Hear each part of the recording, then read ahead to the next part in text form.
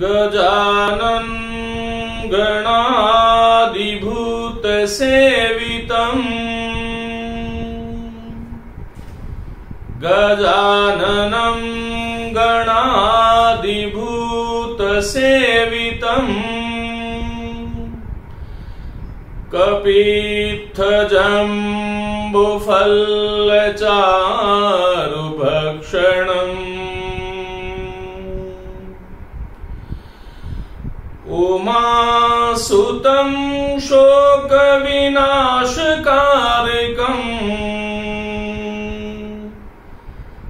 नमामि विघ्नेश्वर पादपङ्कजम्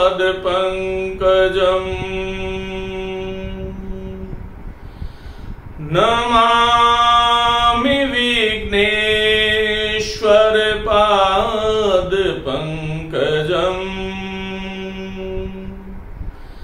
नमामि विघ्नेश्वर पादपङ्कजम्।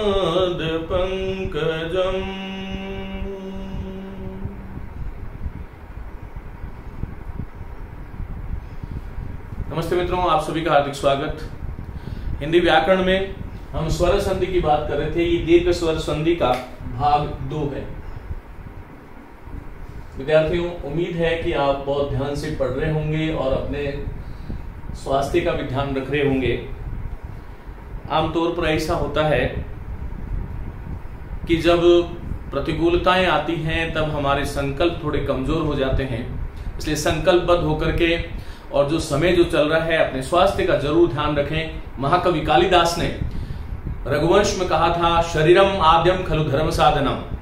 माने शरीर जो है वह सभी धर्म जो है उन सभी धर्मों में प्रधान धर्म स्थल है। इसकी संरक्षा करनी चाहिए क्योंकि हमारी सारी की सारी चीजें जो है इसी शरीर पर आधारित है। चलिए मित्रों, बात कर रहे हैं हम दीर्घ स्वर संधि की, लेकिन इस कक्षा को मैं आगे बढ़ाऊं उससे पहले, इससे पूर्व की जो कक्षा थी उसमें 2 शब्द थे। उस शब्द को लेकर के कुछ विद्यार्थियों के मन में कुछ भ्रम उपस्थित हुआ।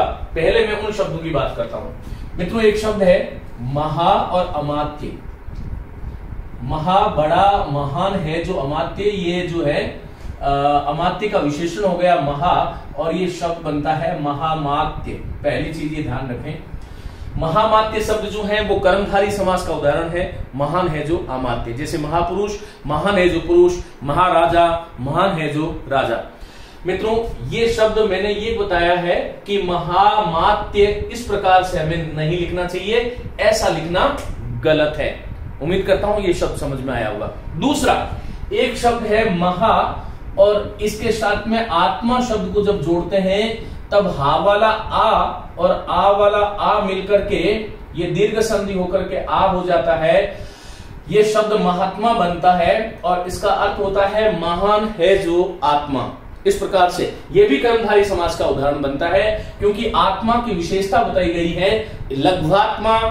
हालांकि आत्मा का हम इस प्रकार से विभाजन नहीं करना चाहिए कि वह लघु आत्मा है, वो बड़ी आत्मा है, वो महान आत्मा है, छोटी आत्मा। आत्मा स्वयं में अपने आप में महान होती है, लेकिन शब्द की 3 शक्तियां होती है, अभिधा, व्यंजना और लक्षणा, और उसके अनुरूप ही इन शब्द, कई शब्द ऐसे हैं जिनका लोक में प्रचलन है। तो ये शब्द महात्मा बनता है, लेकिन उस महात्मा का जो भाव जो है हिंदी की दृष्टि से बता रहा हूं, तो उसमें य प्रत्यय जुड़ेगा। य प्रत्यय जुड़ने से म में जो अ है उसका आ हो जाएगा, क्योंकि य प्रत्यय जोड़ने से मूल शब्द के आरंभ में आदि वृद्धि हो जाती है, तो म का मा बन गया और ये शब्द बना माहा। फिर त, हम जानते हैं जब कभी भी किसी शब्द के साथ हम प्रत्यय जोड़ते हैं तब मूल शब्द के अंतिम वर्ण को हम स्वर रहित कर लेते हैं, म स्वर रहित होगा और शब्द बनेगा महात्म्य।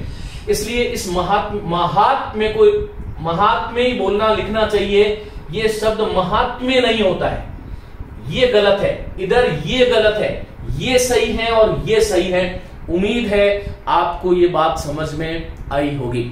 महात्म्य का मतलब, महात्म्य जो शब्द है ये वाला, इसका अर्थ होता है किसी की महत्ता, किसी की उदारशीलता, किसी के गुणों का बखान जो है वो महात्म्य कहलाता है। आप लोगों ने सुना होगा देवी महात्म्य स्तोत्र। तो देवी की महात्म्य में जो स्तुति की जाती है वो महात्म्य है। इसी प्रकार से महात्म्य का अर्थ आपको समझना है, ये भाववाचक शब्द बन जाता है, लेकिन ये शब्द अलग है और ये शब्द अलग है।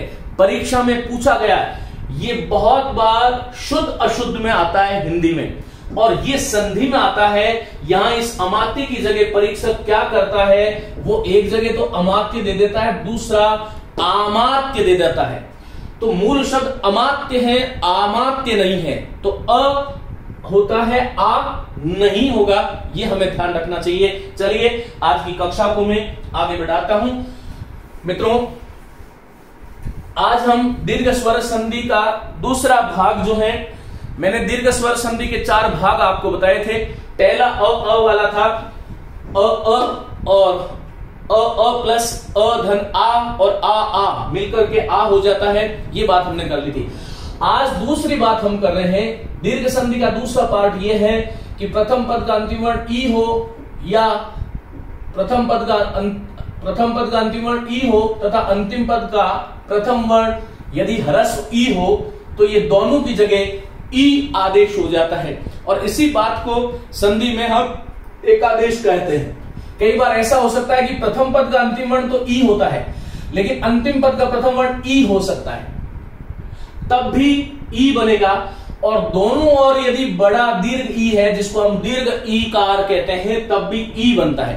तो ई का योग भी ई बनाता है, ई और ई का योग भी ई बनाता है, और ई का योग भी ई बनाता है। ये 4 स्थितियां इसमें होती है। मैं एक एक शब्द आपको समझाऊं, उसके बाद में हम आगे चलेंगे। मित्रों देखिए, मैं कुछ शब्द लिख रहा हूं। एक शब्द है गिरीश, एक शब्द है मणीन्द्र, एक शब्द है फणीन्द्र,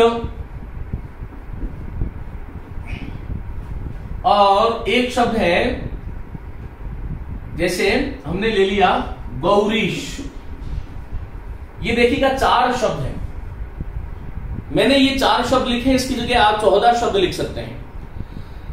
परीक्षक आपसे यह पूछता है कि इन शब्दों में कौन सी संधि है। सामान्य ज्ञान रखने वाला विद्यार्थी भी ये बता देगा कि इन सभी शब्दों में दीर्घ स्वर संधि है, क्योंकि दीर्घ स्वर मैंने आपको हिंदी में बताए थे 3, लेकिन एक चौथा भी है, आ, ई, औ, उ और री। अब बार बार इसके री के बारे में बताऊंगा नहीं मैं। पुराने जो इससे पहले वाला जो व्याख्यान था, इसके अंदर इस बात को स्पष्ट किया गया था। मित्रों, जिस शब्द में संधि में जहां से संधि होती है उसमें आ की वर्तनी आपको दिखाई दे रही है। जैसे रामावतार है, हिमालय है, नागावतार है, नागारी है, दैत्यारी है, बहुत सारे शब्द मैंने आपको दिए थे। एक आप लोगों से और शिकायत है मेरी, दीर्घ स्वर संधि के भाग 1 में मैंने आपको कुछ अभ्यास के लिए कार्य दिया था। मित्रों, आप में से शायद बहुत कम विद्यार्थी हैं जिन्होंने उसका उत्तर मुझे प्रेषित किया है, तो ये ध्यान रखिएगा, आपको जो कार्य दिया जाता है उस कार्य को आप करें। मैंने वहां पर दीर्घ स्वर संधि के कुछ पीछे अंत में, व्याख्यान के अंत में मैंने आपको 10-15 शब्द दिए थे, और मैंने आपको ये कहा था कि इसका आपको इन शब्दों का संधि विच्छेद करके आपको कमेंट करना है। तो वहां पर आपको ध्यान रखना है, क्योंकि वह आपका अभ्यास है। यदि सारी चीजें मैं आपको बता दूंगा तो आपके दिमाग लगाने की आपको आवश्यकता नहीं पड़ेगी, और जब तक हमारा दिमाग किसी चीज को लेकर के जागृत नहीं होता, तब तक हमें वो शब्द जो है बहुत लंबे समय तक याद नहीं रहता। इसलिए कुछ शब्द मैं जो देता हूं उनको आपको घर पे करना है, और करके मुझे प्रेषित करें, ताकि वहां पर कोई अशुद्धि होगी तो मैं देखूंगा। मित्रों, ये 4 शब्द है, तो आ की जहां पर वर्तनी आएगी वहां पर दीर्घ संधि होगी। किसी शब्द में यदि ई की वर्तनी हो रही है और उसका संधि विच्छेद हो रहा है, तो वहां पर भी हमें दीर्घ स्वर संधि जाननी चाहिए। देखिए, मैंने एक शब्द लिखा है गिरीश, एक शब्द लिखा है मणीन्द्र, फणीन्द्र और गौरीश। इन 4 ही शब्दों में दीर्घ संधि है। आप लोगों में से किसी को भी कोई दिक्कत नहीं है, लेकिन समस्या हमारी कहां आएगी, ये जो मैं विद्यार्थियों के साथ रहते मैंने जो अनुभूत किया है, वही चीजें आपके साथ, वह जो मेरा अनुभव है वो मैं आपके साथ बांट रहा हूं। मित्रों, हमारी समस्या ये हो जाती है कि गिरी में री छोटा होगा कि गिरी में री बड़ा होगा, फिर इश होता है कि ईश होता है, ये हमारी समस्या हो जाती है। तो ये वाला संधि विच्छेद होगा कि ये होगा कि इसके साथ में ये होगा कि इसके साथ में ये होगा। यहां पर क्योंकि मैं आमतौर पर देखता हूं एक विकल्प में एक प्रश्न में जो 4 विकल्प होते हैं, 4 में से 2 विकल्प पे आकर के आपकी गाड़ी अटकती है, और हम उनको बार बार फिर जो है हम इनको जचा करके शब्दों को देखते हैं, तो वहां पर जचने से कई बार शब्द गलत हो जाते हैं, ये ध्यान रखिएगा। तो मित्रों यहां पर देखिएगा, अब मैंने आपको इसी तरह से मणि में णी छोटा होगा, ये वाला मणि होगा कि ये वाला मणि होगा। फिर इंद्र की बात करूं तो ये इंद्र होगा कि ये इंद्र होगा। फणी की बात करें तो ये फणी ऐसे होगा, फणी होगा कि फणी होगा, किस तरह से होगा। गौरी शब्द जो है उसमें गौरी होता है कि गौरी होता है। इस तरह से ये कुछ शब्द हैं जिन शब्दों को लेकर के आपके मन में भ्रांति हो सकती है, ये हमें ध्यान रखना है विद्यार्थियों। अब देखो, हमें ह्रस्व ई और दीर्घ ई का निर्णय कैसे करें, इसके लिए मैंने कुछ ऐसे शब्द लिखे हैं और मैं आपको ये गारंटी देता हूं एक तरह से, इन शब्दों के बाद दीर्घ संधि में आमतौर पर नहीं पूछा जाता। तो आइए, ऐसे हिंदी में कौन कौन से शब्द हैं जो स्वर संधि के दूसरे पार्ट मानी इसमें और इसमें काम आएंगे और ह्रस्व इकार से युक्त है। ऐसे कितने शब्द हैं जिसमें मूलतः दीर्घ इकार होता है, और ऐसे कौन से शब्द हैं जिसमें ऊ या ऊ होता है, मानी उकारांत और उकारांत, ईकारांत और इकारांत। ये कौन कौन से शब्द हैं, तो आइएगा, यही महत्वपूर्ण बात है, ये उदाहरण महत्वपूर्ण नहीं है मित्रों। गिरी शब्द होता है, गिरी पर्वत को कहते हैं, और यहां पर री ह्रस्व होगा, इसका मतलब मैंने ये तो निर्णय कर लिया कि ये गिरी होता है। दूसरा, कुछ शब्द जो शब्द के अंत में दीर्घ संधि में बहुत काम आते हैं मित्रों, ईश में ईश बड़ा होता है तो ईश्वर में भी होगा, तो ईश में ई दीर्घ होगा। इसी प्रकार से ईश है, ईक्ष धातु है, ईक्षक है, ईक्षण है, इस प्रकार की जो बात है, ईक्षा है, इन शब्दों में बड़ा होता है। ये ध्यान रखिएगा कि इंद्र शब्द में ई जो है वो हमेशा ह्रस्व होता है, और ये वाले जो ईश, ईक्षक, ईसा, इंद्र, ये जो शब्द है ये दीर्घ संधि के दूसरे पार्ट, जिसको मैं ई वाला पार्ट बोल रहा हूं, उसका अंतिम पद ये बनते हैं। तो हमें ये ध्यान रखना चाहिए, पहली चीज हमारा उच्चारण प्रयास हमारा करना चाहिए। हो सकता है कि मेरे भी उच्चारण में कहीं कोई दोष हो, मैं उम्मीद करता हूं कि आप बड़ा हृदय रखते हुए मुझे माफ करेंगे, लेकिन हमें प्रयास ये करना चाहिए कि ज्यादा से ज्यादा हम शुद्धतम बोल सकें, ये ध्यान रखो। इसलिए आमतौर पर मैं देखता हूं कि ईश्वर जाने, अरे ईश्वर जाने नहीं होगा, ईश्वर है वो, ईश्वर नहीं है, ईश्वर है। परिधन ईक्षा होता है, इच्छा नहीं होता, पहले से ही आपको ये बोलना है। इसी तरह से ऊ वाले शब्दों की हम बात करेंगे। शब्द होता है ऊर्जा, हम बोलते ऊर्जा है। शब्द होता है ऊष्मा, हम बोलते क्या है, ऊष्मा। इन शब्दों का शब्द होता है उक्ति, हम बोलते हैं ह्रस्व को दीर्घ बोल देते हैं, दीर्घ को बड़ा बोलते हैं, दीर्घ को ह्रस्व बोल देते हैं, और ये हमारी समस्या हो जाती है। तो मैं ये चाहता हूं आपसे कि हमारा जो दैनंदिन जीवन है, उस दैनंदिन जीवन में भी आपके यही चीजें हो। मैं प्रयास तो करूं, प्रयास बिना किए तो नहीं हारूं। हाँ, फेल होना, पास होना, सफल होना, असफल होना, कई बार कहते हैं ना कि उद्योगिनम पुरुष सिंगम उपेति लक्ष्मी दैवेन देयम इति का पुरुषः वदन्ति। उद्योगी पुरुष इस संसार में सब कुछ प्राप्त कर लेता है, और दैवेन देयमिति, भाग्य में होगा वही मिलेगा, इस प्रकार की बात तो कायर पुरुष बोलते हैं। और मेरा ये जो विद्यार्थी वर्ग है, इनको मैं जोशीला, उत्साही और परिश्रमी ऐसा वर्ग मानता हूं। मैं आपसे उम्मीद करता हूं कि इनका बार बार आप अभ्यास करें कि कौन से शब्द में ऊ बड़ा है, कौन से में ऊ ह्रस्व है, कौन से में ई ह्रस्व है, किस में ई दीर्घ है। इस प्रकार का प्रयास आप करें। चलिए मित्रों, ह्रस्व इकार युक्त शब्द, आज आपका उदाहरण की तरफ कम ध्यान होना चाहिए, इधर ध्यान होना चाहिए। तो गिरी शब्द होता है। इसी प्रकार से मुनि शब्द होता है, तो मुनि में ह्रस्व ई होगा। देखो, जैसे मैंने आपसे कहा कि मुनीष का संधि विच्छेद क्या है, तो मुनीष का संधि विच्छेद करते हुए तो आपको ध्यान रखना है कि मुनि में छोटा होता है, ईश में मैं बता चुका हूं, अब आपको कोई समस्या नहीं आ सकती। आप लोग क्या करते हैं, 4 शब्द कहीं पढ़ते हैं, 5 शब्द कहीं पढ़ते हैं। मैं कुछ शिक्षकों से भी अनुरोध करता हूं करबद्ध कि पढ़ाने की हमारी शैली जो है वह ऐसी हो कि विद्यार्थी उसको एक बार जीवन में पढ़े, फिर उसको बार बार पढ़ने की आवश्यकता नहीं हो। इस प्रकार शब्द, इस प्रकार का डायग्राम बना ले आप मन में। मैं यहां पर और भी बहुत सारे शब्द लिख सकता था, क्योंकि मेरा शब्दकोश ठीक ठाक है। तो यहां पर मैं बहुत सारे शब्द लिख सकता था, लेकिन दीर्घ स्वर संधि के दूसरे पार्ट में, दूसरे भाग में जो काम आने वाले शब्द है वो इतना ही है। अब देखो, तो मैंने कहा गिरी मुनि कवि शब्द होता है, कवि में ह्रस्व ई होता है। अब मैंने आपको शब्द दे दिया कवीश्वर, कवीश्वर शब्द दे दिया, तो आपको ये पता है कि कवि में ह्रस्व ई है और आगे ईश्वर है, और ये भी पता है कि ई के बाद में जब ई आएगा, ये वाली स्थिति देखिए, ई के बाद में जब ई आएगा तो रिजल्ट जो होगा वह ई होगा, इसलिए ई के बाद में ई आएगा तो ई बनना है। आपको ये यदि पता हो गया कि कवि में ह्रस्व ई है तो फिर आपको समस्या नहीं आएगी। मेरी बात से आप संतुष्ट होंगे निश्चित रूप से, मैं जानता हूं। तो कवि शब्द प्राप्ति शब्द है, प्राप्ति इच्छा। मैं आगे शब्दों का बात कर लेंगे, पहले इन शब्दों को देखो। रवि सूर्य को कहते हैं, रवि सूर्य को कहते हैं, तो सूर्य में ई ह्रस्व होता है, रवि नहीं होता है। हाँ, वो रविंद्र में कुछ लोग रविंद्र ऐसे लिख देते हैं, गलत है। रविंद्र में तो यही होगा, क्योंकि वहां पर तो संधि हो गई। रवि वाला ह्रस्व ई और इंद्र वाला ई, दोनों ह्रस्व ई मिलके ई बन गया और रविंद्र शब्द बन गया। यह ध्यान रखें मित्रों। हरि का मतलब तो खैर मतलब आ गया, तो मतलब भी बता देता हूं। हरि भगवान विष्णु को कहते हैं, क्योंकि वह हमारे पापों का हरण करता है। हरि शब्द संस्कृत की हरि धातु से बनता है, इसका अर्थ होता है हरण करना।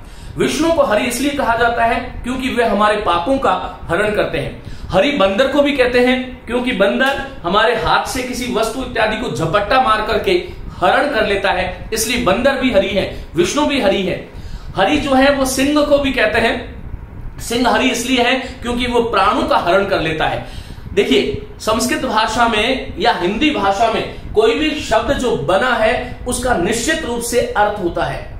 कपि को कपि क्यों कहा गया, उसके पीछे कोई ना कोई एक गाथा है उस शब्द का मूल यदि हम जाते हैं। लेकिन इतना यदि एक एक शब्द को हमने गिरी को गिरी क्यों कहा और कुछ क्यों नहीं कह दिया, तो इसका इन शब्दों की बहुत हद तक जाएंगे तो ये एक एक कक्षा जो हमारी 5-5 घंटे की हो जाएगी। मैं यहां नहीं जाना चाह रहा, और विद्यार्थियों के लिए, क्योंकि मैं इतना चाहता हूं कि आप परीक्षा में सफलता अर्जित करें। मैं जानता हूं कि आप में से हो सकता है कि मैं गलत हूं, और गलत होऊंगा तो बहुत अच्छा होऊंगा। आप में से बहुत ऐसे शायद 99.99% विद्यार्थी प्रयोजन को लेकर के इन कक्षाओं को सुन रहे हैं। विद्वान बनने के लिए, विद्वत्ता को अर्जित करने के लिए शायद ही कोई भारत की भूमि पर विद्यार्थी होगा जो इन कक्षाओं को सुने, और सुन रहा है तो वो नमन करने योग्य है। हमारा कोई ना कोई उद्देश्य होता है, उद्देश्य होना गलत नहीं है। कहा गया है ना, प्रयोजनम अनुद्देश्य मंदोपि न प्रवर्तते कस्मिंश्चित् कार्ये। प्रयोजन के बिना मंद बुद्धि व्यक्ति भी किसी कार्य में प्रवृत्त नहीं होता, उसका कोई ना कोई प्रयोजन होता है। तो प्रयोजन होना कोई गलत बात नहीं है, लेकिन विद्वत्ता का प्रयोजन कितने लोगों का है? यदि किसी का है तो मुझे अवश्य कमेंट करें कि हाँ, हमारा प्रयोजन, हम विद्वान बनने के लिए पढ़ रहे हैं। यद्यपि मैं विद्वान नहीं हूं इतना, लेकिन फिर भी मैं प्रयास करूंगा कि आपको संतुष्ट करूंगा, मुझे अच्छा भी लगेगा। चलिए मित्रों, तो हरि शब्द हो गया। मणि शब्द, देखो मणि शब्द को लेकर के भी भ्रांति हो सकती है। संस्कृत में, संस्कृत की जो संज्ञा है वो मणि, वो ह्रस्व है, लेकिन हिंदी में ये मणि है।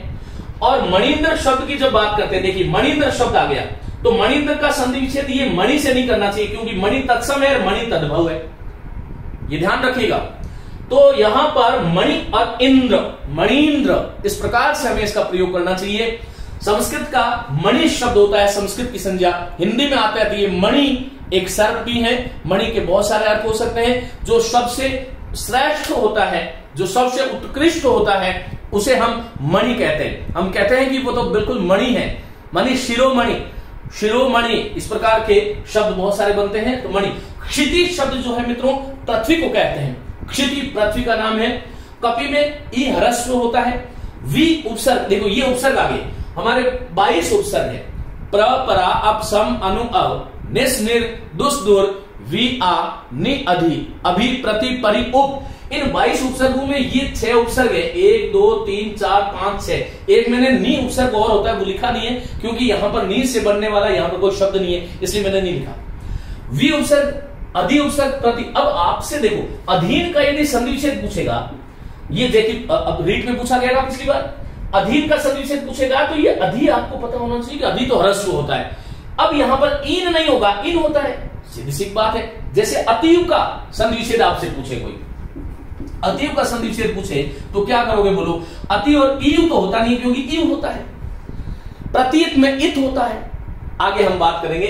तो यहां पर चलो मैं लिख देता हूं, ईव है, इत है, इसमें भी ह्रस्व ई होता है, इन है। इनमें हमें कहीं किसी प्रकार की शंका करने की आवश्यकता नहीं होनी चाहिए। मित्रों, अति शब्द है, अभी है, परि, वि, अधि और प्रति, ये 6 उपसर्ग हैं जिनका प्रयोग हम यहां पर करते हैं। परि उपसर्ग मैंने लिख चुका हूं, जैसे परीक्षा का पूछेंगे, आगे हम बात करेंगे। ऐसे कौन कौन से शब्द जिसमें दीर्घ ई का प्रयोग होता है? अब देखो, यदि आपने ये शब्द देख लिए तो इन शब्दों से आपको ये पता हो गया कि इसमें ह्रस्व ई है, फिर आप कितने शब्द बनाइए कोई समस्या नहीं है, ये ध्यान रखिएगा। इसी प्रकार से दीर्घ इकार युक्त कौन कौन से शब्द हैं जिसमें दीर्घ ई आता है? ये शब्द शुद्धि भी हो रही है आपकी और संधि भी हो रही है, दोनों हो रही है, और कहीं कोई भ्रम नहीं होगा। यदि आपने इन शब्दों को, मैं आप लोगों से आग्रह करता हूं कि इधर के पार्ट को छोड़ करके आज आपका यह होना चाहिए कि भाई यहां पर ऐसे ऐसे शब्द आते हैं, फिर आपको कुछ भी देते। आपको शचीन्द्र शब्द दिया जाएगा, शचीन्द्र, शची इंद्र की पत्नी है, तो शचीन्द्र शब्द दिया जाएगा तो आपको शची करना है कि शची करना है? तो शची होगा कि शची होगा, तो मैंने पहले से लिख दिया है, देखते हो साइड, हाँ ये शची रहा। तो आपको ये पता होना चाहिए कि शची गलत है, शची सही है, ये आपको पता होना चाहिए। यही मेरा उद्देश्य है इन कक्षाओं का, क्योंकि बहुत सारी उपलब्धि आज सर्वत्र उपलब्ध है। ऐसा नहीं है कि हिंदी व्याकरण मैं ही पढ़ा रहा हूं, हजारों लोग अपना प्रयास कर रहे हैं, अपना योगदान दे रहे हैं, उन सभी को प्रणाम, नमस्ते, बहुत अच्छा कर रहे हैं। लेकिन मैं ये चाह रहा हूं कि मेरा विद्यार्थी जो इन मैया पाठशाला को जो देख रहा है उसमें वो एक बार किसी चीज को पढ़े और जीवन में उसको और कहीं पढ़ने की आवश्यकता नहीं हो। चलिए मित्रों, कौन कौन से दीर्घ इकार वाले हिंदी शब्द है? हिंदी शब्द में दीर्घ ई आएगा। पृथ्वी, देखिए पृथ्वी भी है, पृथ्वी भी है, प्रत्येक प्रकरण में मैं इसके बारे में बता चुका हूं, यहां बताने वाला नहीं, पृथु से संबंध है जिसका, पृथ्वी।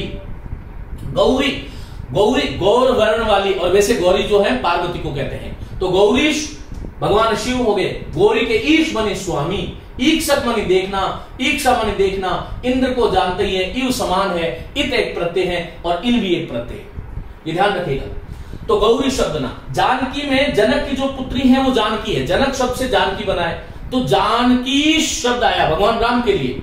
तो आपको पता है कि जानकी बड़ा है। अब बताओ सरल हुआ कि नहीं हुआ आपके लिए? जननी, जननी में जनन दे, जनन, जन्म को कहते हैं, जन्म और जनन ये दोनों पर्यायवाची शब्द है, ई जुड़ेगा जननी बनेगा। श्री बहुत बार पूछा जाता है, तो छोटा सा शब्द होता है श्रीश। देखो एक शब्द बताता हूं, श्रीश संस्कृत में भी है, हिंदी में भी है। अब शरीर का संधि विच्छेद पूछता है तो श्री और ईश, कई बार क्या करते हैं वो 4 विकल्प देते हैं, पूछते हैं कि किस शब्द में संधि नहीं है।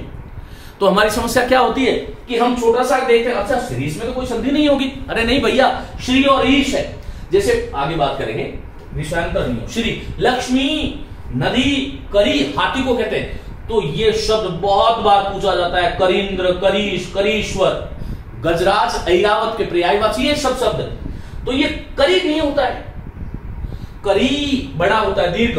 महती, महती महान से शब्द महत से बना है। सुधी, विद्वान को कहते हैं सुधीजन। सुधी में धी, मैं बहुत बार देखता हूं सुधीजन को भी हम ऐसे लिख देते हैं, सुधीजन, ये गलत है। सुधीजन, सुधीजन इस प्रकार से लिखना चाहिए। दूसरा, एक और बहुत बड़ी गलती जो हम करते हैं वह ये करते हैं कि जन का भी फिर हम विशेषण बना देते हैं और फिर जनु कर देते हैं, वो गलत है। बाद में बात करेंगे जब वाक्य प्रकरण की बात होगी। चलो कहां तक थे हम? सुधी, शची इंद्र की पत्नी है। रजनी रात्रि को कहते हैं, और रजनी शब्द बनता है चंद्रमा को कहते हैं। रजनी का स्वामी, रात का स्वामी कौन है? चंद्रमा है। चंडी मां दुर्गा को कहते हैं। धरणी, धरती को कहते हैं। धरणीश शेषनाग का पर्यायवाची शब्द है। सती, सत्य वाली है, जो जिसके पास सत्य है, जो चरित्रवान है। सतीश शब्द का संधि विच्छेद सती और ईश होगा। नारी, नर में ई जुड़ेगा तो नारी बनता है। तो ये शब्द थे जिनमें दीर्घ ई आता है, ये शब्द है जिनमें ह्रस्व ई आता है। ऊ वाले शब्दों की हम बाद में बात करेंगे। चलिए मित्रों, कुछ शब्द में लिख रहा हूं और इन शब्दों का आपको तुरंत फटाफट संधि विच्छेद करना है। चलिए, मैं उम्मीद करता हूं कि आप ऐसा करने में सफल होंगे। पहले मैं आपको बता ही देता हूं, बताने की जरूरत ही नहीं है आपको। यहां पर गिरी और ईश होगा, या मणि और इंद्र होगा, या फणी और इंद्र होगा, या गौरी और ईश होगा। तो ये 4 शब्द आपके हो गए। चलिए, ऐसे कौन कौन से शब्द बन सकते हैं? मैं शब्द लिखूंगा, आपको संविच्छेद करना है सभी को। आप ये नहीं सोचें कि हम आमने सामने नहीं है। पूरी शिद्दत के साथ आपको पढ़ना है। चलिए गिरी की शब्द बात करता हूं। गिरी से दो शब्द बनते हैं, एक तो गिरीश बनता है और एक गिरीन्द्र बनता है। गिरीन्द्र में चाहो तो न को अनुस्वार बना सकते हो। अब आपको पता होना चाहिए कि गिरी शब्द है और गिरी के साथ में जब इंद्र जुड़ेगा, इंद्र में ई हरस्व होता है, ये बता चुका हूं देखो ऊपर। तो इंद्र, गिरी और इंद्र से गिरीन्द्र बन जाएगा। मुनि शब्द जो है इससे मुनीश शब्द बनता है, मुनीन्द्र बनता है, मुनीश्वर बनता है। मुनि और ईश, मुनि और इंद्र, मुनि और ईश्वर, इस प्रकार से। कवि शब्द से कवीश्वर शब्द बनता है, कवि शब्द बनता है, कवीन्द्र शब्द बनता है। जो सभी कवियों में जो श्रेष्ठ होता है, तो कवि धन इंद्र से जो शब्द बनेगा वह कवीन्द्र बनेगा। आगे मैं बात करता हूं, देखिए एक शब्द है हमारे पास प्राप्ति और एक शब्द है इच्छा में भी ई हरस्व होता है, ध्यान रखना। इच्छा और इच्छित और इष्ट, देखो यहां पर इनको मिटा देता हूं मैं अभी। इन सब शब्दों में ई हरस्व होता है, इच्छा होता है, इष्ट होता है, जैसे अभीष्ट होता है। लेकिन एक शब्द है ईप्सित, ईप्सित, इसमें ई बड़ा होता है, अभीप्सित, बहुत बार पूछा गया शब्द है अभीप्सित। और प्राप्ति और इच्छा से जो शब्द बनेगा, बोलो क्या बनेगा, प्राप्ति इच्छा। तो हो गया ना आपका काम, प्राप्ति इच्छा। अब आपको पता है कि प्राप्ति में भी छोटा है, इच्छा में भी छोटा है, दोनों और ई है और ई बन जाएगा, प्राप्ति इच्छा शब्द बन जाएगा। तो यहां आपको समस्या आने वाली नहीं है। चलो प्राप्ति इच्छा हो गया। हाँ, रवि शब्द में बता चुका हूं, रवि और ईश। हरीश शब्द, हरि और ईश शब्द बनता है, हरीश। मणि और इंद्र से मणिन्द्र शब्द बनता है, मैं बता चुका हूं। क्षिति और ईश, क्षिति शेषनाग का पर्यायवाची है ये भी शब्द। वो ईश है, उसका स्वामी है, क्योंकि उसी की फंड पर टिकी हुई है, इसलिए क्षितीश। ये देख चलिएगा क्षितिज। और कपीश्वर, कपि और ईश्वर, कपि में हरस्व ई, ईश्वर में दीर्घ ई। कपि और ईश्वर से जो शब्द बनेगा वह बनेगा कपीश्वर, कपीश, कपि और ईश। चलिए आगे चलते हैं। मणि क्षिति, वी हो गया, बहुत अच्छा शब्द है, ध्यान से सीखना चाहिए, बहुत बार ये आता है। वी और ईक्षा, विशेष रूप से किसी चीज को देखने की जो प्रक्रिया है वो वीक्षा है। और परि उपसर्ग जोड़ दे तो परिवीक्षा हो जाता है। वो परिवीक्षा एक काल होता है, आप सभी जानते हैं। आप जब सर्विस लगेंगे तब 2 साल का परिवीक्षा काल होता है। सरकार ये चाहती है कि वो 2 वर्ष आपको देखे कि आप काम कर रहे हैं कि नहीं कर रहे हैं। लेकिन मित्रों ये ध्यान रखिएगा, एक तो किसी की यदि भलाई का काम हो तो कभी पीछे नहीं रहना। शिक्षक का दायित्व होता है कि वो रात दिन अहर्निश जलता है और वो दूसरे ऐसे बुझे हुए जो दीपक है उनको हमेशा जागृत करता है। हम जानते हैं कि एक जो है ज्वलित, एक जागृत दीपक हजारों बुझे हुए दियों को जला सकता है, रोशनी कर सकता है, प्रकाश कर सकता है। लेकिन हजारों बुझे हुए दीपक मिलकर के भी, हजारों बुझे हुए दीपक मिलकर के भी किसी एक दीपक को नहीं जला सकते। शिक्षक का बहुत बड़ा दायित्व होता है। इसलिए कहते हैं कि राष्ट्र का, किसी राष्ट्र का उत्थान और पतन ये दोनों शिक्षक की गोद में पलते हैं। हम शिक्षक हैं तो हमारा बहुत बड़ा दायित्व है, हमें इसका निर्वहन करना चाहिए। तो चलिएगा, वी और ईक्षा, वीक्षा बनता है, परि जोड़ देंगे, परिवीक्षा बनता है। और वी और ईक्षण, देखो वी और ईक्षण, ईक्षण में ई बढ़ाएगा तो शब्द क्या बनेगा, बोलो वीक्षण। एक होता है ना वी और ईक्षक, वीक्षक जो चारों ओर से किसी चीज को देखता है, परीक्षा इत्यादि जब होता है तब वो वीक्षक लगते हैं, वीक्षक। तो वी और अब देखो इसको बोलना ही ऐसा चाहिए, वीक्षक, हम वीक्षक बोलते हैं। अरे भाई बोलने में वीक्षक बोलो, ये वी है, ये वी है, वी वी वी वीक्षण। ईक्षा, ये इच्छा नहीं है, ईक्षा। तो ये छोटी छोटी बातें हैं लेकिन बहुत काम की बातें हैं। चलिएगा आगे बात करता हूं। अधि और इन की बता चुका हूं मैं। अधि और ईक्षक, अधीक्षक, सुपरिंटेंडेंट जो होता है वह अधीक्षक। ईक्षक देखने वाला, अधिमनि में किसी चीज के अंदर तक देखने वाला जो है वो अधीक्षक है। और अधि और ईक्षा, अधि और ईक्षण, अधीक्षण भाववाचक शब्द बन जाता है। मानी अधीक्षक जो है वो अधीक्षण करता है किसी भी चीज का, ये ध्यान रखिएगा। तो अधीक्षक, अधीक्षण, इस प्रकार से शब्दों का निर्माण होता है। मैं इसको मिटा रहा हूं, आप चाहें तो स्क्रीनशॉट ले लें। और वैसे कुछ भी करने की जरूरत नहीं है, ये शब्द देख लीजिएगा, याद कर लीजिएगा। कुछ भी आपसे पूछे, आपको मैं बता चुका हूं किसमें दीर्घ आएगा और किसमें ह्रस्व आएगा। ये इतना ही तो आपका काम था, और इसके अलावा तो कुछ है ही नहीं। चलिए मित्रों, ये है तो कहां तक आ गए हम? परी आ गया। परी देखिएगा, परी उपसर्ग है और परी के बाद में ईक्षा जोड़ते हैं, तब ये शब्द क्या बनता है? परीक्षा। हमें बोलना भी परीक्षा ही चाहिए, हम बोलते हैं परीक्षा, तो परीक्षा बोलना छोड़ दीजिएगा। ये ह्रस्व ई वाला जो परीक्षा है, इसका अर्थ होता है कीचड़। ये परीक्षा, परीक्षण, चारों ओर से ईक्षण। किसी विद्यार्थी के वर्ष पर्यंत हुई गतिविधियों को जब हम चारों ओर से देखते हैं तो उसका नाम परीक्षा है। तो ध्यान रखो, परी और इच्छा से ये परीक्षा, ये कीचड़ है। दूसरी बात, कई बार हम बोलते हैं मैं परीक्षा देने जा रहा हूं। व्यावहारिक दृष्टि से हम इसका अर्थ वही लेते हैं, व्याकरणात्मक दृष्टि से तो गलत हो गया, क्योंकि परीक्षा दी नहीं जाती, परीक्षा लिखी जाती है, परीक्षा ली जाती है। ये ध्यान रखिएगा, परीक्षा ली जाती है, दी जाती है, तो लिखी जाती है। तो परीक्षा लिखने जा रहा हूं ऐसा बोलना चाहिए, लेकिन व्यवहार में ये संभव नहीं है। अब हम यही कह रहे हैं मैं परीक्षा देने जा रहा हूं, और उसको भी हम परीक्षा बोल देते हैं तो फिर कीचड़ देने जा रहा हूं, कितना गड़बड़ हो जाएगा। तो शब्दों का उच्चारण जो है हमें बहुत ध्यान से करना चाहिए। चलेगा, परी हो गया। अभी शब्द की इसी प्रकार से परी और ईक्षण शब्द है, ईक्षण में ई बड़ा आएगा, परीक्षण शब्द हो जाता है, परीक्षण, परीक्षण शब्द हो जाता है।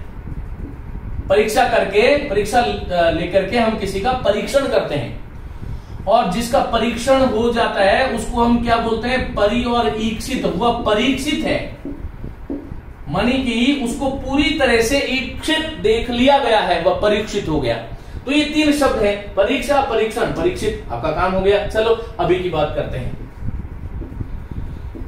अभी और इप्सा, ईप्सा शब्द बनेगा अभीप्सा, अभीप्सा मानी भली भांति जो इच्छा होती है उसका नाम अभीप्सा है। इसी प्रकार से अभी और इष्ट शब्द होता है इसी अर्थ में, आपका अभीष्ट क्या है, लेकिन इष्ट में ई जो है वो ह्रस्व होगा। आपका अभीष्ट क्या है, मानी इच्छित क्या है। और कोई बहुत ज्यादा इच्छित जो होता है उसके लिए एक शब्द और लिख देता हूं, लीजिएगा। अभी और ईप्सित शब्द है, ईप्सित, और ये शब्द बनता है अभीप्सित। बहुत अधिक चाहा गया जो है वह अभीप्सित है। तो इस प्रकार से हमें इन चीजों का ध्यान रखना चाहिए। चलिए मित्रों, यहां तक हो गया हमारा अति शब्द वाला। मैं आपको कह चुका हूं, एक तो अति और इत से अतीत बनता है, अति और इससे अतीत बनता है, और अति और इव से अतियु बनता है, अतीव सुंदर, और वह अतीत की बात हो गई। इसी प्रकार से एक और अच्छा शब्द है, इसको नोट करें, ये बहुत बार पूछा गया शब्द है। इंद्रिय शब्द में भी ई ह्रस्व होता है और शब्द बनता है अतीन्द्रिय। मानी जो इंद्रियों से परे है, इंद्रियों से जो परे है, जिसको हम अप्रत्यक्ष कहते हैं, जो प्रत्यक्ष नहीं है वो अतीन्द्रिय है। जैसे ईश्वर है, ब्रह्म है, आत्म तत्व है, जितने भी इस प्रकार के आध्यात्मिक तत्व जो है वह अतीन्द्रिय विषय है, जिनका ज्ञान हमें हमारी सामान्य इंद्रियों से नहीं होता, उसको हम अतीन्द्रिय विषय के नाम से जानते हैं। तो इस प्रकार से अतीन्द्रिय शब्द का निर्माण होता है। चलिए इनको हम मिटा रहे हैं, आगे हम चलते हैं। मित्रों देखिए, आगे जो शब्द है वो दीर्घ इकार युक्त शब्द है। एक शब्द पहला मैंने लिखा है हिंदी। हिंदी शब्द संरचना की दृष्टि से, वैसे तो हमारे कण कण में हिंदी है, लेकिन शब्द की दृष्टि से, क्योंकि मैं यहां पर परीक्षा की दृष्टि से बात कर रहा हूं, और परीक्षा जो है उसमें हिंदी को फारसी भाषा का शब्द माना जाता है। इतर शब्द जो है आप जानते ही हैं, तो हिंदी के साथ में इतर जुड़ता है, तो हिंदी इतर, मानी हिंदी से इतर जो चीज है वो हिंदी इतर है। दूसरी बात ये भी ध्यान रखें, संधि हमेशा ही दो समान शब्दों में होती है। समान का मतलब एक प्रकार की जो शब्द है, एक श्रेणी का जो शब्द है, तो ये उसका भी अपवाद है। इतर हमारा हिंदी का, जिसको हम तत्सम शब्द कहते हैं, पाठ्येतर शब्द बनता है, शिक्षणेतर शब्द बनता है, ग्रामेतर शब्द बनता है, बालेतर बनता है, मनुष्येतर बनता है, विवाहेतर शब्द बनता है, बहुत सारे शब्द बनते हैं। तो हिंदी फारसी का है, इतर तत्सम है, फारसी ये एक तरह से संकर शब्द हो गया। तो ये कुछ शब्द हैं, जैसे सुधारालय, सुधारे, जिलाधीश, जिलाधीश, परगनाधीश, इस प्रकार के शब्द हैं जिनका बहुत सारा प्रयोग जो है 50 शब्द है, 40 शब्द है। एक हिंदी में बहुत प्रचलित शब्द है 60। तो उत्तरी शब्द तो तत्सम है और 60 जो है वो तद्भव है। इस प्रकार के शब्दों में संधि होती है। मेरा कहने का मतलब यह है कि संधि में 99%, 99 गलत होता है, 99% जो है दो समान श्रेणी के शब्द मिलने चाहिए। लेकिन यहां पर कुछ शब्द ऐसे हैं जिनके बारे में आगे हम अपवाद जब आएगा स्वर संधि का उस वक्त बात करेंगे। तो हिंदी और इज्जत से हिंदी इतर बन गया। चलिए पहली चीज हो गई मित्रों। आगे पृथ्वी शब्द है, पृथ्वी और ईश। पृथ्वी का जो ईश है, पृथ्वी और ईश दोनों और दीर्घी है और ये शब्द क्या बनेगा, बोलो पृथ्वीश। इस प्रकार से शब्द बन गया, चलिएगा। और गौरी शब्द है, गौरी शब्द में बता चुका हूं, गौरी और ईश भगवान शिव का विशेषण है। गौरी के ईश मानी स्वामी है जो वो गौरीश, चलिएगा। जानकीश, अब तो आपके लिए बहुत सरल हो गया होगा। जानकी और ईश से भगवान राम को कहते हैं, जानकी के जो ईश है स्वामी है, पति है, जानकीश है। जननी और इच्छा, जननी मां को कहते हैं, इच्छा में ई ह्रस्व होगा, जो शब्द बनेगा वह जननी इच्छा बनेगा, ये ध्यान रखिएगा। षष्ठी तत्पुरुष समास है। इसी प्रकार से श्री और ईश बता चुका हूं, श्रीश। लक्ष्मी और ईश, लक्ष्मी के स्वामी, लक्ष्मी के पति, लक्ष्मी और ईश शब्द बनेगा लक्ष्मीश। इस प्रकार से शब्द बन जाएगा। नदी और ईश दोनों और दीर्घ ई आएगा और ये शब्द बनेगा नदी शब्द बनेगा। इसी प्रकार से करी और इंद्र, गजराज, ऐरावत, हाथी को कहते हैं, करीश भी शब्द बनता है तो शब्द बनता है करीश। इसी प्रकार से महती और इच्छा, बहुत बार पूछा गया शब्द है महती और इच्छा। उसकी महती है जो इच्छा, यहां पर कर्मधारय समास होता है, ये ध्यान रखिएगा। सुधी और इंद्र, सुधी और ईश बहुत सारे शब्द बनते हैं, सुधींद्र, सुधींद्र, सुधींद्र, इस प्रकार से शब्द होगा। सुधी विद्वान को कहते हैं, शचीश बता चुका हूं, शचींद्र बता चुका हूं। रजनीश चंद्रमा को कहते हैं, रजनी धन ईश शब्द क्या बनेगा, बोलो रजनीश शब्द बनेगा। चंडी से चंडीश बनेगा, धरणी से धरणीश बनेगा, सती से सतीश बनेगा और नारी और इच्छा, नारीच्छा शब्द बनेगा। मैं जहां तक समझता हूं आपको यह चीजें जो है समझ में आई होगी निश्चित रूप से। चलिए मित्रों, ये जो था आपका दीर्घ संधि की बात थी। अब हम बात करेंगे दीर्घ संधि के तीसरे पार्ट की, और वो तीसरा पार्ट जो है वो आपके सामने ऊ या ऊ वाला। मैं थोड़ा सा जो है फास्ट चलता हूं ताकि इसमें आपको दीर्घ संधि कंप्लीट कर दें आज। मित्रों दीर्घ संधि, इसको मैं मिटा रहा हूं, इन शब्दों को ध्यान रखिएगा। इनको भी मिटा देता हूं क्योंकि अब इनका काम नहीं है, इनका भी नहीं है। चलिए दीर्घ संधि का जो तीसरा पार्ट है वह क्या कह रहा है, बात करते हैं। चलिए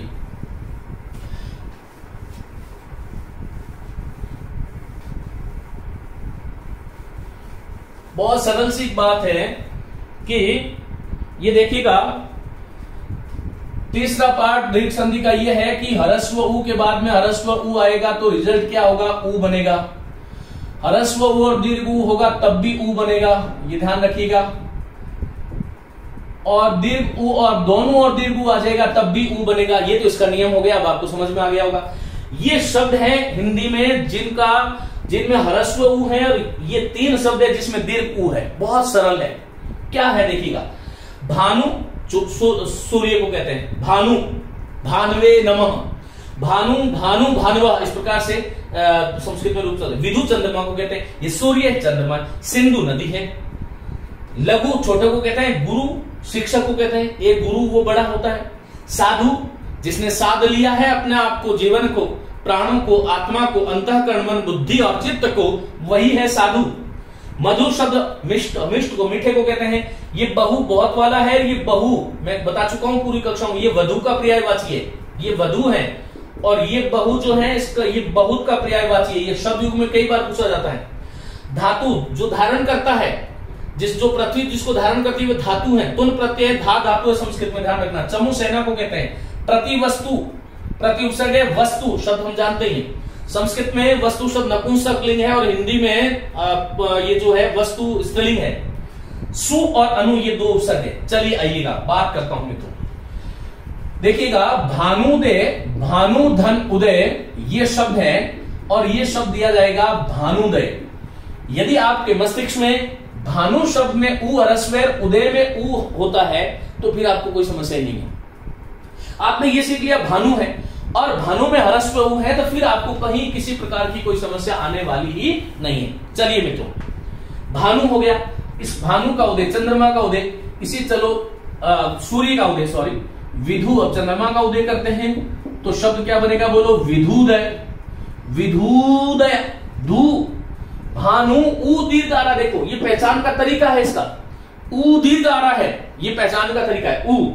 इसी प्रकार से एक बहुत अच्छा शब्द है, बहुत बार पूछा जाता है, सिंधु और ऊर्मी। ऊर्मी कहते हैं लेर को, लहर को, तरंग को, ये पर्यायवाची है। विची, विची लहर, तरंग, ऊर्मी अंशुत किरण होता है। तो ऊर्मी जो शब्द है, ऊर्मी में ऊ दीर्घ होता है और ये शब्द बनेगा क्या, देखिएगा सिंधूर्मी। तो आपको ये पता हो गया कि सिंधु ह्रस्व है, ऊर्मी में ऊ बड़ा है, तो आपको समस्या आनी नहीं कहीं पर, चलेगा सिंधूर्मी। इसी प्रकार से एक बहुत अच्छा शब्द लिख रहा हूं आगे, जो कि बहुत गड़बड़ करते हैं मित्रों। एक शब्द आपने देखा होगा लघुत्तर होता है और एक शब्द होता है लघुत्तर। पहली बात तो इन दोनों में अंतर है, दूसरी बात ये दोनों शुद्ध है। लघुत्तर शब्द जो है उसमें लघु मूल शब्द है और तर प्रत्यय है। हिंदी में विशेषण की 3 अवस्थाएं होती है, मूलावस्था, उत्तरावस्था, उत्तमावस्था। ये उत्तरा, विशेषण की उत्तरावस्था है, दूसरी वाली अवस्था है। जैसे मैं कहूं कि ये पेन लघुत्तर है तो इसका मतलब एक कोई पेन है जिससे लघुत्तर है। जब हम किसी दो में से एक को अच्छा बुरा बताते हैं तो उत्तरावस्था होती है, किसी की केवल विशेषता बताते हैं तो वो मूलावस्था होती है। जैसे मैं कहूं कि पेन लघु है तो ये कोई प्रत्यय नहीं है, तर जुड़ गया तो ये उत्तरावस्था है, तम जोड़ देते हैं तो ये लघुत्तम शब्द बन जाता है। और लघुत्तम को भी हम क्या करते हैं, हमारी सजाने की आदत होती है, जहां पर नहीं होता है वहां पर हम डबलते कर देते हैं, होता है वहां पर कभी नहीं लिखते। लघुत्तम को ऐसे लिख देते हैं, ये लघुत्तम गलत है, ये ध्यान रखिएगा। तो लघुत्तर, पहले इसकी बात कर लो, तो लघुत्तर जो है ये शब्द में कोई संधि नहीं है, लघु एक शब्द है, तर एक शब्द है, ये संयोग है। ये लघुत्तरात्मक प्रश्न, लघु है जो उत्तर, यहां पर कर्मधारय समास है। तो देखो क्या होगा, ये लघु करो और आगे उत और तर से उत्तर बना करके लघु वाला उ और उत्तर वाला उ मिला करके दीर्घ उ हो गया और ये शब्द बन गया लघुत्तर। तो यहां पर ये डबलते आएगा, यहां पर डबलते नहीं कीजिएगा, ये लघुत्तर है, ये लघुत्तर है। इस प्रकार से इन शब्दों को, इसी प्रकार से एक अनुदित और अनुदित है, उसके बारे में हम बात करेंगे बाद में कभी, चलेगा। मैं समझता हूं कि आपको यहां से बहुत सारी चीजें समझ में आ रही होगी। लघु मित्रों, एक शब्द बहुत बार बार पूछा जाता है, गुरु और उपदेश, और हम छोटी सी हमारा एक आलस्य होता है, उसके कारण हम इसको, ये गुरु उपदेश है।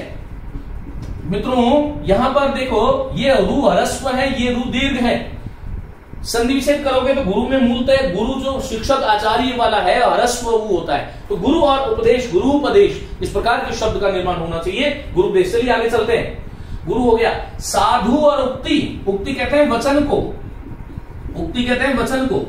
संस्कृत की दृष्टि से वस धातु के दिन प्रत्यय, हिंदी में बनेगा साधुक्ति, साधु की उक्ति, षष्ठी तत्पुरुष समास। चलिएगा, मधु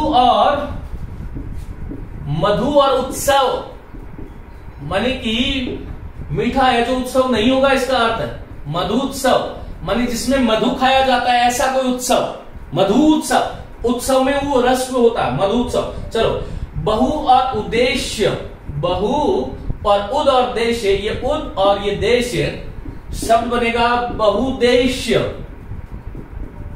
और फिर बहुदेशीय भी बन जाता है, बहुदेश्य, बहुदेश्य, और एक बहुउद्देशीय बनता है, बहुउद्देशीय, बहुत सारे उद्देश्यों वाली, बहुउद्देशीय। इस प्रकार से बहु।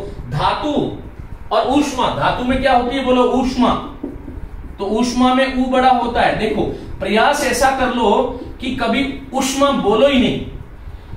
मैंने प्रयास किए, मैं भी जो है यदि मेरी शैक्षिक पृष्ठभूमि की मैं बात करूं तो गांव का व्यक्ति हूं, गांव में पढ़ा लिखा हूं, लेकिन धीरे धीरे देखिएगा, गांव से पढ़ना कोई यहां पर दोष नहीं है, लेकिन मैंने धीरे धीरे मेरा स्वाध्याय किया और स्वाध्याय से जीवन में वह सब हासिल किया जिसका मुझे जो मेरी इच्छाएं थी, जो भी मेरी अभिप्साएं, जो भी मेरी कांक्षाएं, लालसाएं जो थी, वह मैंने इसी शिक्षा के बल पर मित्रों जो है प्राप्त की है।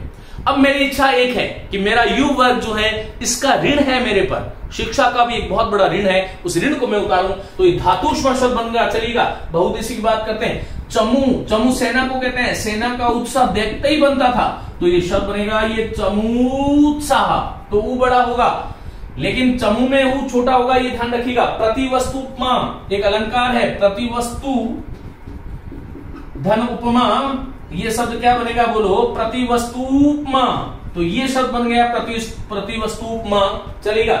एक शब्द है सु और उक्ति, क्या बनेगा बोलो, सूक्ति, अच्छी है जो उक्ति, सुंदर है जो उक्ति, श्रेष्ठ है जो उक्ति, शोभन है जो उक्ति, सूक्ति। इस प्रकार से हाँ देखो ये शब्द आ गया अनु और उदित, बहुत महत्वपूर्ण है, मौज करो इसको। ये शब्द बनता है अनुदित और इसमें अनु उपसर्ग है और उदित मानी जिसका अनुवाद कर लिया गया है, उदय हो चुका है। अनु मानी पीछे, मूल कृति के पीछे जिसका अनुवाद कर दिया गया है, उदित हो गई है, पुनः एक बार उदित हो गई है। अनुदित कृति मानी वो पुस्तक जो है वो अनुदित है, संस्कृत की पुस्तक है, उसको हिंदी में अनुदित कर दिया। एक है अन और उदित, अन उपसर्ग है, ये दोनों शब्द ठीक है। जैसे मैंने अभी शब्द लिखा ना लघुतर ये ठीक है, वैसे यहां पर अनुदित है। कई बार क्या करते हैं, ये उपसर्ग की दृष्टि से बड़ा महत्वपूर्ण है। आपसे पूछते हैं निम्न में से किसमें उपसर्ग अनुपसर्ग नहीं है। अनु में अनुदित और अनुदित दोनों औषधि होते हैं, तो ध्यान रखना अनुदित में अनुपसर्ग नहीं है, अनुपसर्ग है। जबकि अनुदित में यदि आप अनुदित बोलोगे, नु बड़ा बोलोगे, तो वैसे ही आपको समझ में आएगा कि भैया मूल तो उपसर्ग अनु था। तो इस तरह से आपको ध्यान रखना। चलिए ये हो गया, अब मैं इनको मिटा रहा हूं मित्रों, इसका स्क्रीनशॉट ले लें और यदि फिर भी कोई चीज आपको समझ में नहीं आई है तो जरूर मुझसे संपर्क करें, पूछें। मैं जब भी मुझे समय होता है मैं उत्तर देता हूं। एक जो टेलीग्राम ऐप के जो विद्यार्थी हैं, छात्र हैं, वो ध्यान रखें, परस्पर आप लोग संवाद नहीं करें। मैं आपको 3, 4, 5 बार कह चुका हूं। दूसरी बात, मेरे पूरे अधिकार आपके हैं, ये ध्यान रखिएगा। मुझे बहुत अच्छा लगता है जब मैं आप लोगों को गाइड करता हूं, बहुत अच्छा लगता है जब मैं आप लोगों का सहयोग करता हूं, लेकिन आप लोगों से उम्मीद की जाती है। मैं जानता हूं कि युवा हैं, आप में शक्ति भी है, जोश भी है, तो कुछ का कुछ लिखते हैं, कुछ का कुछ बोलते हैं। आप लोगों से सभी को ये आदेश दिया जाता है कि जो भी टेलीग्राम ऐप के जो छात्र हैं वो परस्पर बात नहीं करें, केवल प्रश्न करें। दूसरी बात, कुछ जो है न्यायाधीश बनते हुए यहां पर आप गलत है, हो सकता है मैं गलत हूं, ये ध्यान रखिएगा। इस संसार में ऐसा कोई इंसान नहीं है जो गलत नहीं हो। मुझे अपनी गलती मानने में कतई कोई समस्या नहीं है, ऐसा कोई अहंकार मुझ में नहीं है। हो सकता है मैं भी कहीं गलत हूं, लेकिन मैं आपको सूचना दूंगा, ये भी ध्यान रखिएगा। तो मित्रों वहां पर आप अपना केवल प्रश्न करें, जब भी मुझे समय मिलेगा मैं उसका उत्तर दे दूंगा। आप परस्पर किसी प्रकार का प्रमाण वहां पर प्रस्तुत करने का चेष्टा न करें, आप लोगों को यह हिदायत दी जाती है। चलिएगा, मैं बात कर रहा था सूक्ति होगी, वधु की बात करता हूं। मित्रों देखो, वधु और उक्ति, वधु में ऊ हमेशा ही दीर्घ होता है और यह शब्द बनता है वधूक्ति। हम जब पाणी ग्रहण संस्कार के लिए जो पत्र पत्रिकाएं आती है उसमें आता है ना, वर वधु को आशीर्वाद दे। ये वधु तो कोई शब्द ही नहीं है, ये वधु शब्द है और इसका ये वधु शब्द है, इसका तत्सम शब्द है और इसका तद्भव बन जाता है बहु। ये ध्यान रखिएगा। चलो, वधु हो गया, ये बहुत अच्छा शब्द है। भू उत्पन्न होने को कहते हैं, भू भूमि को कहते हैं। भू और ऊर्ध्व, मोस करना, ये बहुत बार पूछा गया शब्द है। ग्राम सेवक, पटवारी, एसआई, शिक्षक भर्ती परीक्षाएं, भूर्ध्व, भू और ऊर्ध्व दोनों और बड़ा है। ऊर्ध्व में ऊ बड़ा होता है, ऊर्ध्व गति, ऊपर की गति। इसी प्रकार से एक शब्द है भू और ऊर्ध्व, यहां भी बड़ा होगा, ये शब्द बनेगा भूर्ध्व। इसी प्रकार से एक शब्द है भू और ऊर्जित, शब्द बनता है भूर्जित। यहां पर देखिएगा, बहुत अच्छे शब्द है ये। भू और उत्थान, भूमि का उत्थान, ये भूत्थान। फिर उत्थान का संधिच्छेद पूछते तो ध्यान रखना उद और स्थान होगा। तो ये आपके भू वाले जो शब्द हैं, इसलिए इनको आपको विशेष करके महत्वपूर्ण करना है मित्रों। इसी प्रकार से एक शब्द और बनता है भूधन उद्धार, भूधन उद्धार शब्द बनेगा भूधार, भूमि का उद्धार।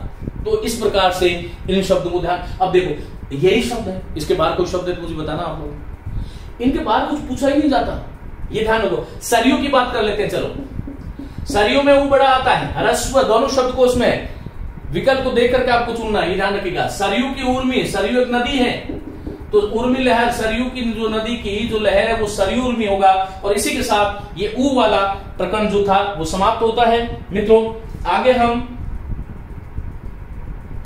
तुरंत बात करते हैं दीर्घ संधि का जो चौथा पार्ट है, मैं सिर्फ सबको इनको मिटा रहा हूं। चलिए दीर्घ संधि का जो चौथा भाग है वो ये रहा आपके सामने। यहां पर एक सूचना है आप लोगों के लिए, दीर्घ संधि का जो चौथा पार्ट है वो संस्कृत की दृष्टि से पूरा महत्वपूर्ण है, ये ध्यान रखना। हिंदी में दीर्घ री को माना नहीं जाता है, लेकिन परीक्षाओं में पूछे जाते हैं प्रश्न बहुत बार। चलिए ये तो एक बात हो गई। प्रथम पद का अंतिम वर्ण री, अंतिम पद का प्रथम वर्ण भी री, दोनों और री हो तो री हो जाता है, और ये दीर्घ री ऐसा लिखते हैं, ये ध्यान रखो। इसमें 4-5 शब्द है, देखो पितृ शब्द है, पितृ शब्द के साथ में ऋण जोड़ोगे तो यहां पर प्रथम पद का अंतिम वर्ण री है, अंतिम पद का प्रथम वर्ण भी री है, री री मिलके क्या होगा बोलो, री हो गया।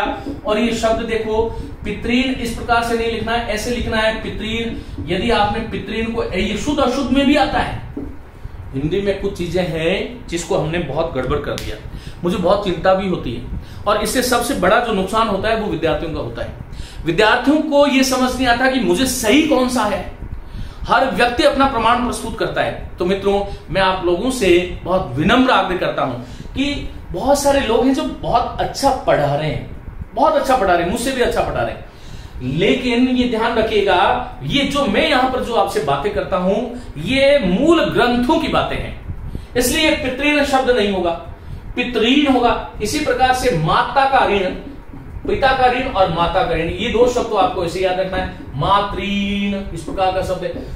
ये शब्द एक आता है होत्री, होता, होता हवन करने वाला, होता, उद्गाता, अध्वर्य और ब्रह्म, 4 वेद हैं, 4 वेदों के 4 जो प्रतिष्ठाता है, तो होत्री और ऋकार। होत्री होता करने वाला जो री बोलता है उसको बोलते हैं होत्रीकार। संस्कृत होगी तो होत्रीकार बन जाएगा, मातृणम पितृणम इस प्रकार से बनेगा। एक शब्द 3 महत्वपूर्ण है, पितृण, मातृण, होत्रीकार। कुछ शब्द और लिख देता हूं, स्वश्री और ऋण। स्वश्री बहन को कहते हैं, इसी से ये शब्द बनता है स्वसा, स्वसा, फिर हमने उसको सुहासा बना दिया, और सुहासा से फिर सुहासिनी, और फिर सुहासिनी हो गया। ये स्वसाई शब्द था।